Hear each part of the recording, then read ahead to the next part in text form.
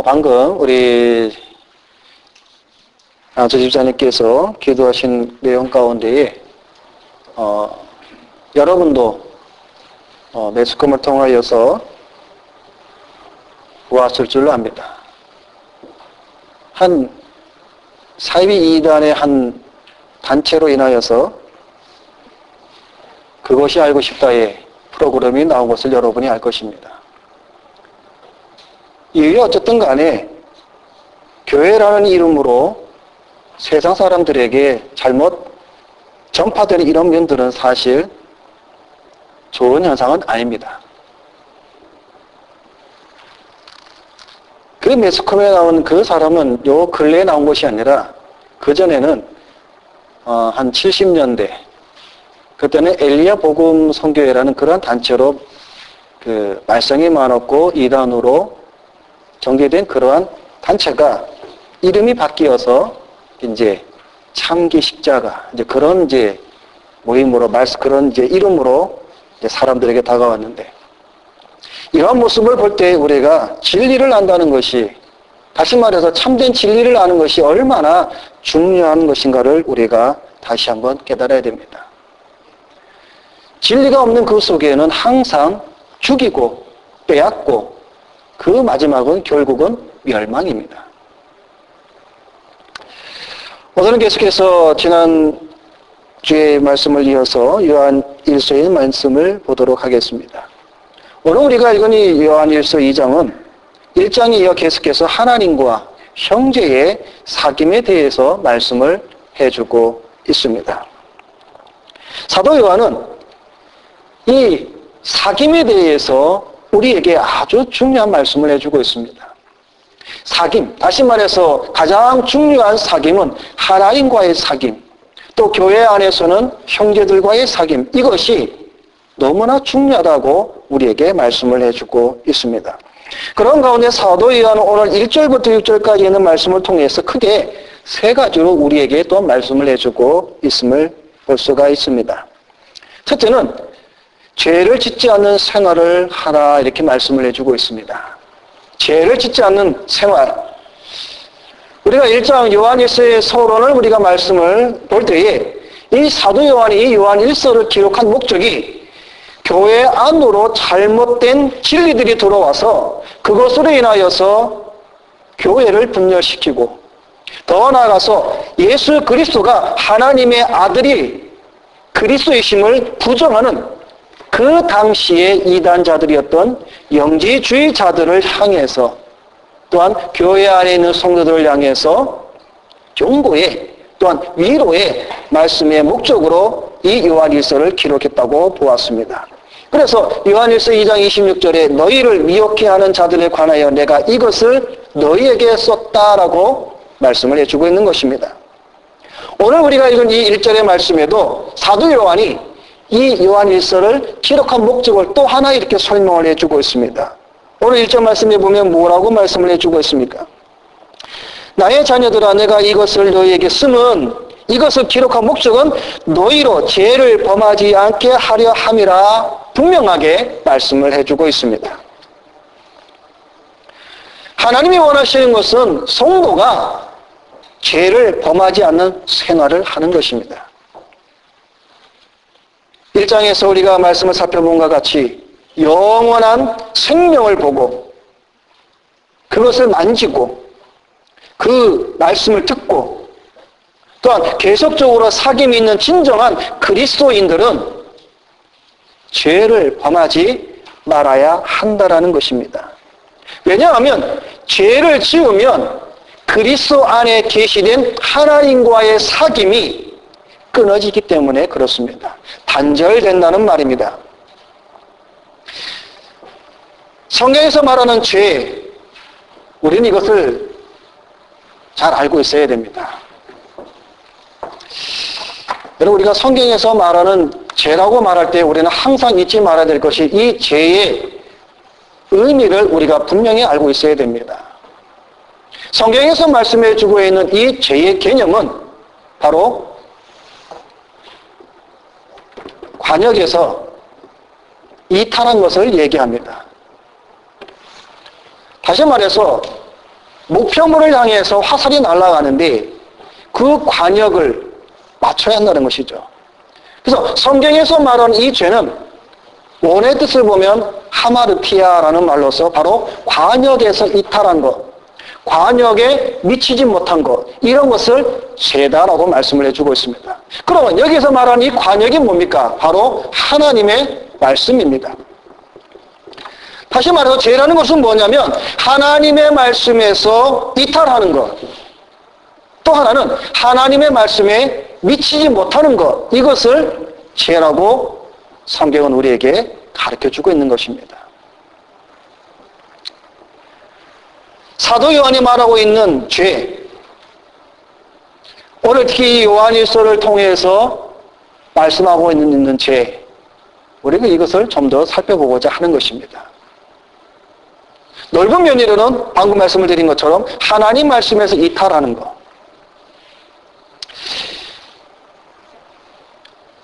오늘날 교인들이 두 가지의 이 죄에 대해서 나눌 수가 있습니다. 제가 이 시간에 죄라고 이런 말씀을 드렸을 때에 두 가지의 반응이 나옵니다. 하나는 무반응입니다. 오늘날 교인들은 이 죄에 대해서 설교를 하고 말씀을 드릴 때 두 가지 반응이 나옵니다. 하나는 무반응입니다. 또 하나는 뭐냐면 부담입니다. 무반응 속에서도 두 가지로 나눌 수가 있습니다. 하나는 이 죄가 나와 무슨 상관이 있는가라고 생각하는 사람이 있습니다. 목회자가 죄에 대해서 말씀을 전할 때에 듣는 성도들이 그 죄와 나하고 무슨 상관이 있는가? 반응이 없습니다. 또 하나는 죄의 심각성에 대해서 아직 잘 모르는 어린아이의 상태. 다시 말해서 죄라는 말씀을 전할 때에 무반응으로 느끼는 사람들 가운데 두 종류는 바로 죄의 심각성을 아직 모르는 어린아이의 상태든가 아니면 그 죄가 나와 무슨 상관이 있는가라고 나눌 수가 있습니다. 또 한 무리는 죄에 대해서 하나님의 말씀을 들을 때에 부담으로 다가오는 성도들이 있습니다. 마음이 무겁습니다. 그래도 이렇게 마음에 무겁고 부담을 느끼는 성도는 그래도 아직까지 살아있다라고 말할 수가 있습니다. 또 하나는 하나님의 말씀 가운데 이 죄를 들으면서 로마서 7장에 나오는 사도 바울의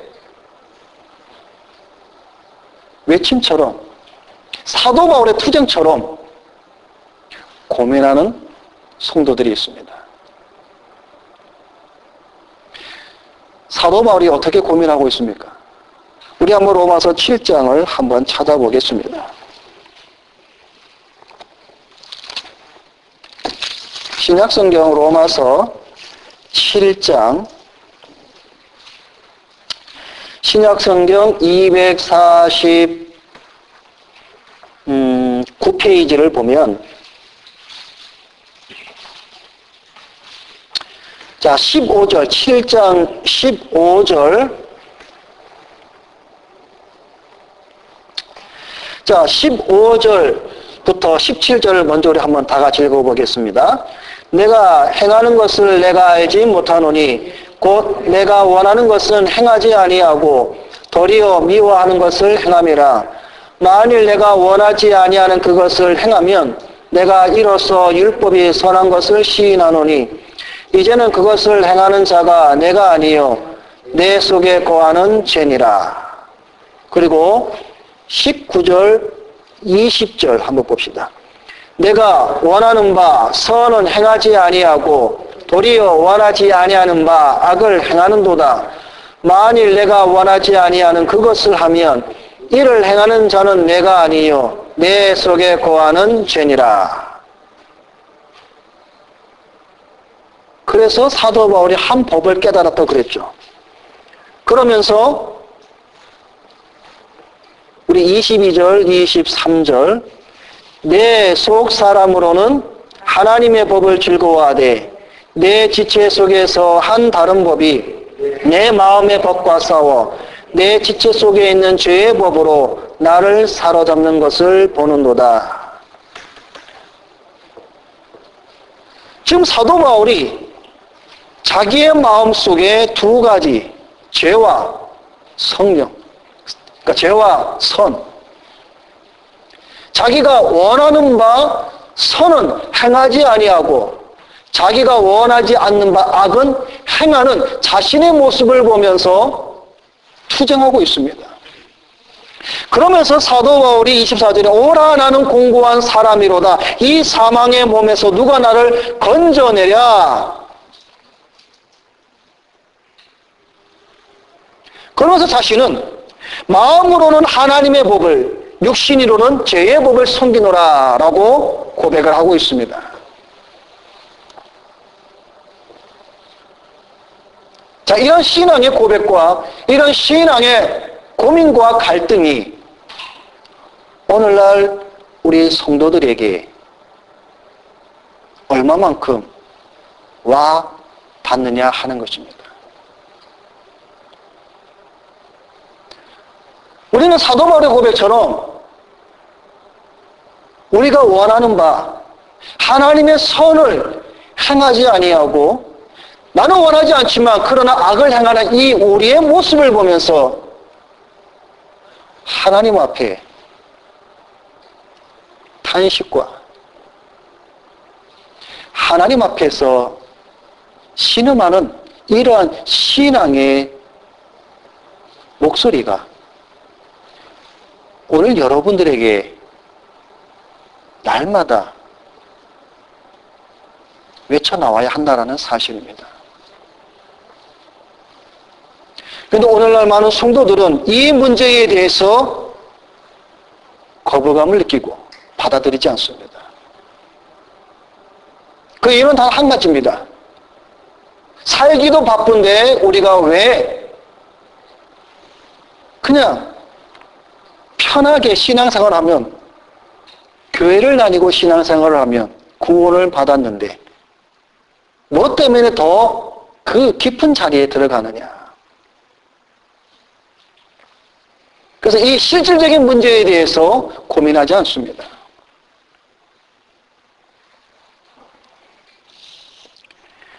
자, 그런 가운데 사도 요한이 오늘 요한일서를 통해서 분명히 넓은 면으로는 죄가 하나님 말씀에서 이탈하고 미치지 못하는 것이지만 오늘 우리가 요한일서를 통해서 말씀을 보고 있는 가운데 그러면 사도 요한이 이 요한일서를 통해서 우리에게 말씀해주고 있는 너희들로 하여금 죄를 범하지 않게 한다라는 이 사도 요한의 원하는 뜻이 무엇인가?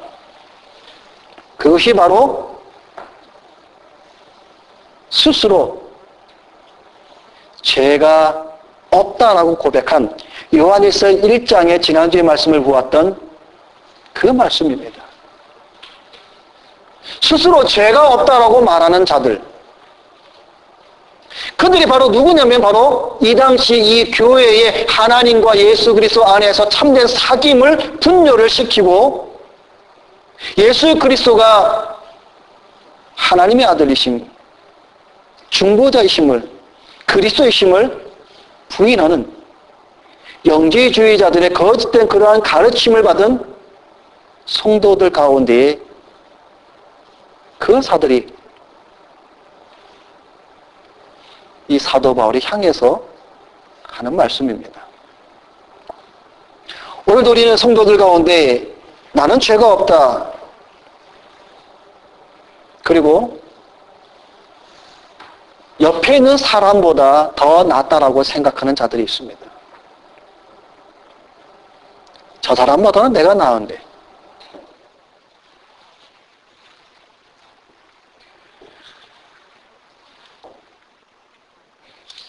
사도 요한은 그것을 좀 더 디테일하게 이렇게 얘기를 하고 있습니다.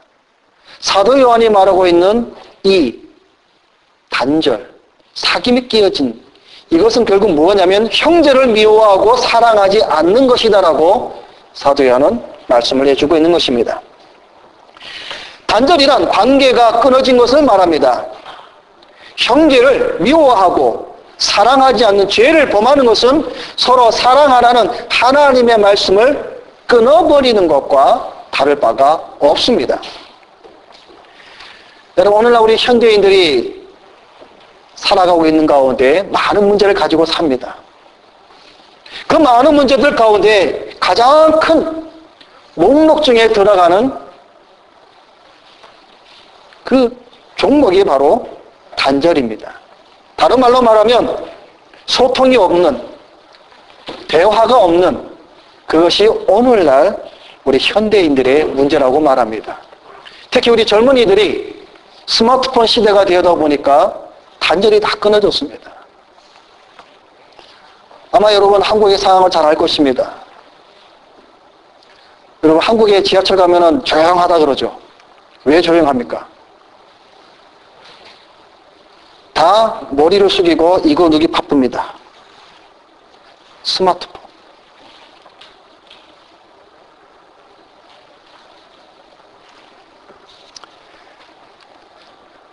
또 우리 대화가 없고 그 소통이 없는 제1호의 1호를 차지하는 게 뭡니까? 바로 부부간의 대화죠. 그리고 두 번째가 부모와 자식 간의 대화. 그리고 친구들과의 대화. 더 나아가서 이웃과의 대화. 이런 것이 오늘날 단절된 시대에 우리는 살고 있습니다. 제가 이 말씀을 준비하면서 한 가지 질문이 생겼습니다. 여러분에게도 한번 제가 질문을 드리고 싶습니다. 여러분 부부들 간에 또 여러분 부모와 자식들 간에 여러분이 점수를 매긴다면 여러분 몇 점을 주시겠습니까?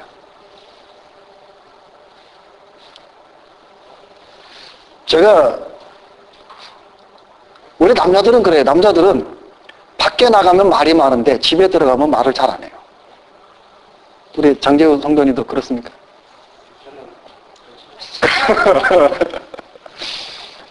참 우리 좋으신 분이시네.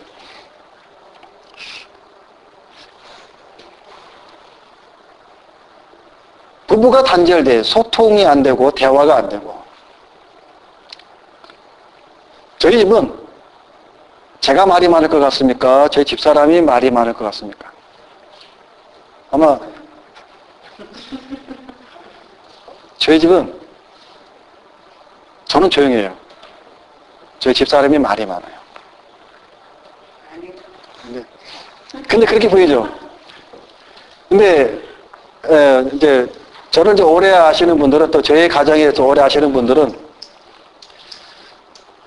제가 이제 말이 많고 좀 애교가 많고 뭐 이런 거를 알고 계시는데 전 반대예요. 제가 집에 가면 사실 저는 말이 없어요. 집사람이 말을 좀 많이 합니다. 그리고 저와 우리 자식들 간의 대화도 제가 생각을 해봤습니다. 그 점수를 매겨보니까 한 20점밖에 안 되는 것 같아요. 제가 우리 아들들하고 정말 깊이 있는 대화를 나눈 지가 언제인지 몰라요. 기억이 안 납니다. 근데 요 근래에 우리 큰아들이 이제 그 대학 진로 문제에 대해서 좀 얘기하는 거, 그게 다예요. 그러다 보니까 아마 여기 앉은 여러분도 마찬가지일 겁니다. 우리 학생들, 여러분의 부모가, 어머니, 아버지가 요즘에 아버지가 원하시는 것이 뭘까? 어머니가 먹고 싶은 것이 뭘까? 여러분 아세요? 우리 부부도 마찬가지죠. 지금 내 와이프가 지금 먹고 싶은 게 뭘까? 내 남편이 지금 먹고 싶은 게 뭘까? 어떤 고민을 가지고 있고 어떤 갈등 속에 있는가? 여러분 혹시 아셔요? 이런 것들이 없는 시대가 바로 오늘 우리가 살아가고 있는 우리의 모습이라는 것이죠. 부모는 자식을 다 할 것 같은데 사실 잘 모르죠. 자식도 부모를 다 할 것 같은데 잘 모릅니다. 여러분 자식들이 밖에 나가면 무슨 짓을 하는지 어떤 행동을 하는지 부모들은 잘 모르잖아요. 안다고 하면서 다 모릅니다. 그래서 이제 개인적으로 이 말씀을 보면서 우리가 신앙 안에서의 우리의 대화가 좀 더 필요하다. 그 조건은 바로 그리스도 안에서 신앙 안에서의 사귐, 신앙 안에서의 교제, 신앙 안에서의 대화가 우리 크리스천에게 얼마나 중요한가라는 것을 제가 다시 한번 깨닫습니다. 여러분에게도 마찬가지일 줄도 압니다. 그리스도 안에서의 교제와 사귐과 대화가 참된 주 안에서의 행복입니다. 그리스도 안이 아닌 그리스도 밖에서의 사귐과 교제와 대화는 아무것도 아닙니다. 잠시 잠깐 기쁨과 즐거움을 줄 수는 있으나 결국 돌아서면 사라지는 안개와 같습니다. 사도 요한이 지금 오늘 우리에게 말해주고 있는 것이 교회 안에서 형제를 미워하고 사랑하지 않는 이러한 사귐이 없는 하나님께서 우리에게 예수를 통하여서 사귐을 허락하신 그 모든 것들이 깨어지는 것이 어두운 가운데 행하는 것이며 그게 바로 죄다라고 사도 요한은 말씀해주고 있는 것입니다. 그래서 사도 요한은 첫 번째로 죄를 짓지 않는, 다시 말해서 많은 죄도 있지만 우리는 그것을 생각하고 또 이 사도 이 요한이 쓴 이 요한 1서 안에서 우리가 생각을 한다면 형제를 사랑하고 미워하지 않는 것이 죄를 짓지 않는 크리스천의 삶이다라는 것을 사도 요한은 지금 우리에게 말씀을 해주고 있다는 사실입니다. 두 번째로는 그런 가운데도 우리가 연약하여서 형제를 미워하고 사랑하지 않습니다. 또 죄를 짓습니다. 그럴 때에 그 해결 방법이 무엇인가 하면은 바로 오늘 성경이 우리에게 말씀해 주고 계시는 대언자이신 예수 그리스도가 있다라고 말씀을 해주고 있는 것입니다. 다시 말해서 죄를 범한 자는 예수 그리스도 앞에 나와 그를 의지하며 그 앞에 우리의 죄를 고백해야 된다는 사실입니다. 왜냐하면 예수 그리스도가 우리의 화목 제물이 되셨다라고 말씀을 해주고 있습니다. 여기서 대언자라는 것은 변호자라는 뜻입니다. 예수 그리스도를 믿는 자들의 변호자가 되신다는 것입니다. 대언자란 돕기 위해 곁에 부름을 받은 자를 의미하는 것으로 돕기 위해 곁에 부름을 받은 자, 요한복음에서는 성령을 지칭하지만 오늘 이 요한일서에서 요한이 말하고 있던 이 말은 바로 예수 그리스도를 가리키고 있습니다. 예수 그리스도께서 하나님 보좌 앞에서 인간의 죄를 위해 중보하고 있음을 보여주고 있습니다. 여러분, 우리가 구약시대에 죄를 범하였을 때에 용서함 받는 그 방법이 무엇이었습니까? 바로 제사를 통해서. 그래서 사람들이 죄를 지으면 제사장 앞으로 제물을 끌고 옵니다. 소나 양이나 염소를 끌고 옵니다. 끌고 와서 어떻게 합니까? 제사장이 그 사람이 지은 죄를 정가시킵니다. 어디로 정가시킵니까?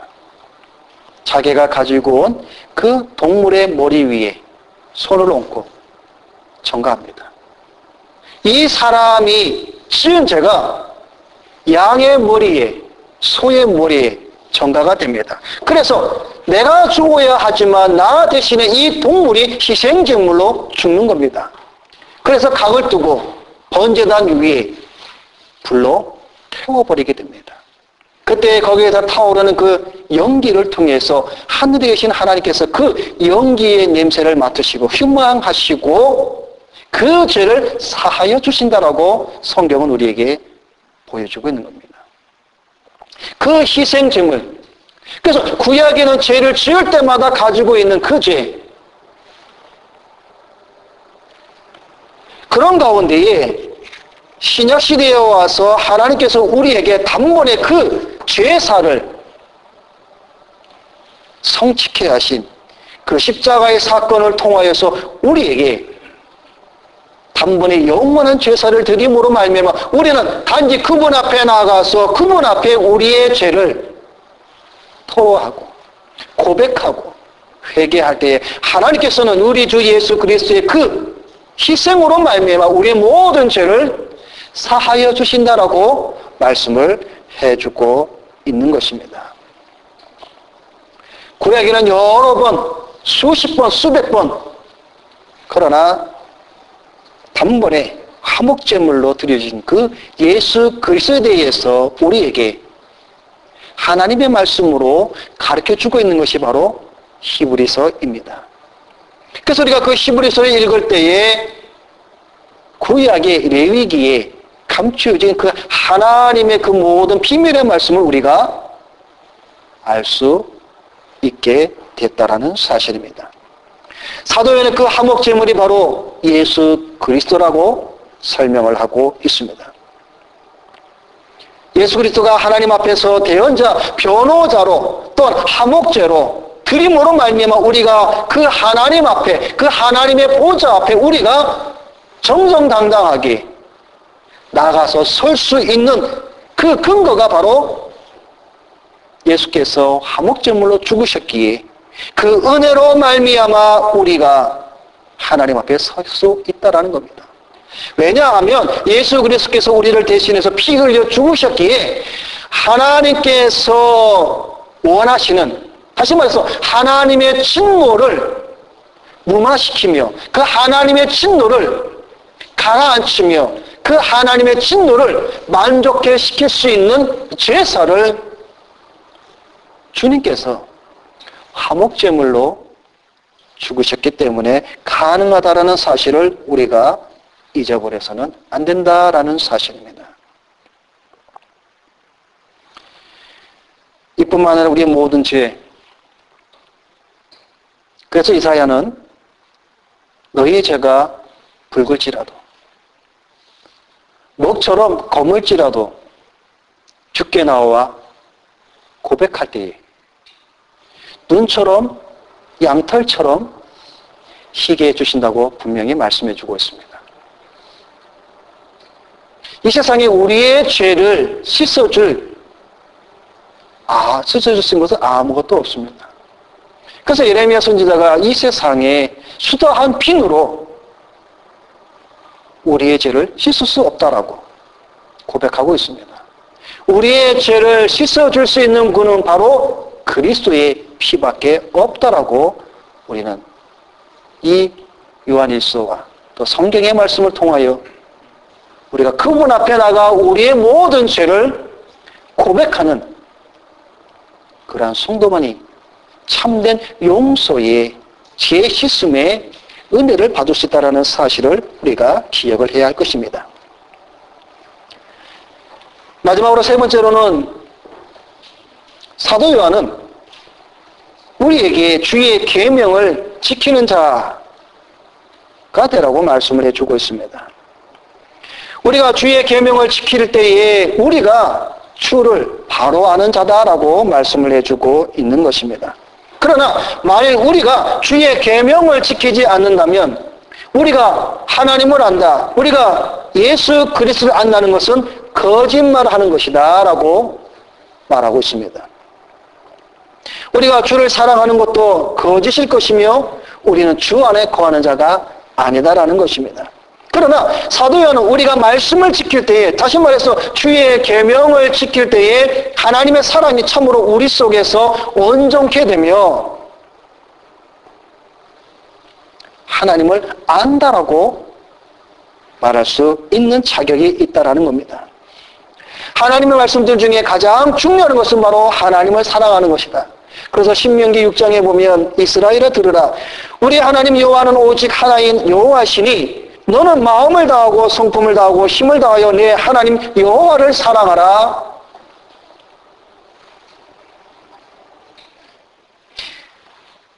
복음서에 주님 스스로도 우리에게 이렇게 말씀을 해주고 있습니다. 요한복음 14장에 보면 나의 계명을 가지고 지키는 자라야 나를 사랑하는 자니 나를 사랑하는 자는 내 아버지께 사랑을 받을 것이요 나도 그를 사랑하여 그에게 나를 나타내리라. 사람이 나를 사랑하면 내 말을 지키리니 내 아버지께서 저를 사랑하실 것이요 우리가 저에게 와서 거처를 저와 함께 하리라. 여러분 이 말씀이 어렵습니까? 아주 쉽죠. 어린아이라도 이해할 수 있는 말입니다. 하나님을 사랑한다 하면서 계명을 지키지 않는 것은 거짓이라는 거죠. 하나님을 사랑한다고 하면서 하나님의 말씀을 지키지 않는 것, 하나님의 말씀에 순종하지 않는 것은 거짓이라는 겁니다. 하나님을 사랑하는 자는 하나님의 계명을 지키게 되어져 있다라는 것입니다. 여러분 어느 날 우리 교회 안에서 알곡과 가라지를 나눕니다. 여러분 분명히 알 것은 교회 안에는 알곡과 가라지 성도가 있습니다. 교회에는 하나님의 자녀와 하나님께 버림받은 자가 있습니다. 다시 말해서 선택된 자와 유기된 자가 있습니다. 근데 우리는 그것을 알 수 있습니까? 우리는 모릅니다. 누가 선택받은 자인지 누가 버림받은 자인지 우리는 아무도 모릅니다. 그러나 하나님 말씀을 통해서 우리가 알 수 있는 것은 누가 선택받은 자이며 누가 알곡인가를 알 수 있는 것은 하나님을 사랑하는 자가 하나님의 말씀을 지킨다는 겁니다.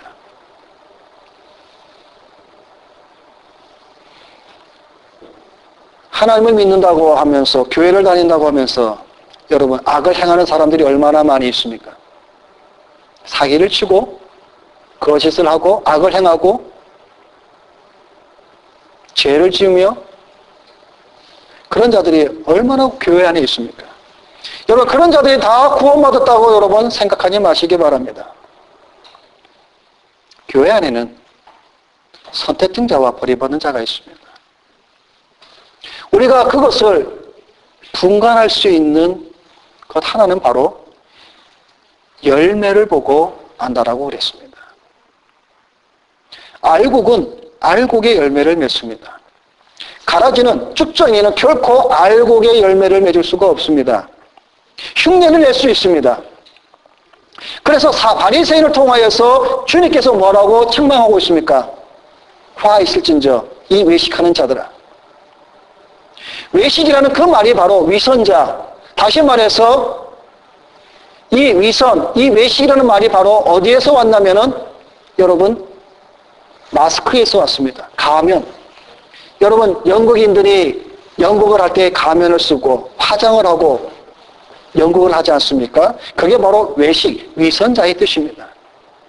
교회 안에 마스크를 쓰고 가면을 쓰고 신앙생활하는 자들이 많습니다. 우리가 눈으로 겉으로 볼 때에는 참 대단합니다.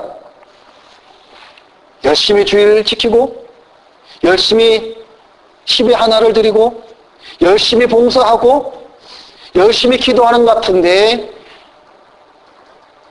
가면을 쓴 겁니다. 우리는 모릅니다. 그래서 주께서는 우리의 각 사람의 중심을 본다고 말씀해주고 있는 의미가 바로 그것입니다. 하나님은 중심을 보시기에 우리가 아무리 수백 개의 마스크를 쓰고 신앙생활을 한다 하더라도 하나님은 우리의 중심을 보십니다. 우리 사람은 속을 수 있습니다. 우리 사람은 오해할 수 있습니다. 우리는 잘못 판단할 수가 있습니다. 그러나 하나님은 잘못 판단하시지 않습니다. 하나님은 오해하지 않습니다. 하나님은 그 불꽃 같은 눈동자로 정확히 여러분의 중심을 보십니다. 그래서 우리는 하나님 앞에서 벌거벗은 존재와 같이 드러날 수밖에 없는 자입니다. 하나님을 사랑한다고 하면서 계명을 지키지 않느냐? 하나님을 사랑한다고 하면서 하나님의 말씀을 지키지 않는 자, 거짓이라 말씀해 주고 있는 겁니다. 계명이 뭡니까? 구약에 있는 말씀을 통해서 보면 십계명이고, 신약에 들어와서 그 십계명을 두 가지로 줄여서 우리에게 계명을 주신 것이 뭡니까? 하나님을 사랑하고 이웃을 사랑하라. 하나님을 사랑하고 이웃을 사랑하라, 그것을 넓게 펼친 것이 십계명입니다. 그 십계명을 넓게 펼친 것이 바로 율법입니다. 곧 하나님의 말씀입니다. 살인하지 말라, 간음하지 말라, 도둑질하지 말라. 형제를 사랑하면 사람을 죽일 수 있습니까? 형제를 사랑하면 간음할 수 있습니까? 없습니다. 형제를 사랑하면 사기칠 수 있습니까? 형제를 사랑하면 미워할 수 있습니까? 전혀 없습니다. 그것이 바로 하나님의 말씀 계명이라는 것이죠. 내가 하나님을 알고 주님을 안다. 여러분, 귀신도 하나님을 믿고 안다 그랬습니다. 지식이 아니에요. 이 당시 영지주의자들은 이러한 신비한 지식으로서 저들은 구원을 받는다고 하면서 죄에 대해서는 자기들하고 상관이 없기 때문에 죄를 마음대로 지었습니다. 이런 영지주의 사상이 오늘날 우리 교회 안에 얼마나 많이 퍼져 있는지 모릅니다. 그래서 목회자도 그렇고 성도도 그렇고 죄를 짓는 것에 대해서 그다시 그렇게 심각하게 받아들이지 않고 덤덤합니다. 그게 오늘 우리 성도의 모습입니다. 말씀을 맺습니다. 우리는 이 사도 요한의 말씀을 통해서 죄를 범하지 아니하고 주의 말씀을, 주의 계명을 지키는 자가 누구입니까? 바로 하나님을 사랑한다고 하는 자. 오늘 이 자리에 앉은 여러분이 하나님을 사랑하십니까? 주의 계명을 지키고 있습니까? 주의 말씀을 지키고 있습니까? 여러분 스스로 우리 하나님 앞에 고백하시는 여러분이 되시기를 바랍니다. 기도하겠습니다.